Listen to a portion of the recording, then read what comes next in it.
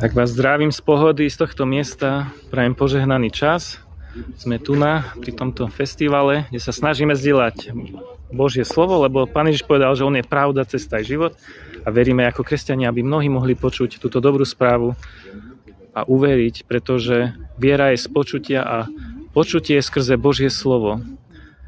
Nie nejaké náboženstvo, nie nejaké náboženské dogmy tu nás zvestujeme, ale zvestujeme živého Krista a to, že keď sa človek obráti k nemu celým srdcom, činí pokánie zo svojich hriechov, bude spasený a zachránený. A Pán Ježiš ho skriesi posledný deň, pretože aj minulý rok tu bola silná búrka, ktorá ukončila tento festival. Ale keď príde búrka tvojho života, budeš môcť byť zakorenený ako tento strom, budeš môcť byť zakorenený v Bohu, keď mu odozdáš svoj život. A on má moc vytrhnúť ťa zo všetkého zlého.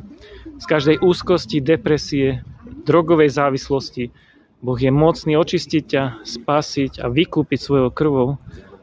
Takže vám žehnám aj z tohto miesta a prajem, aby ste nie náboženstvo našli, ale živý vzťah s Bohom, pretože Boh je živý a zvestujeme vám živého Krista, ktorý má moc spasiť aj vaše duše.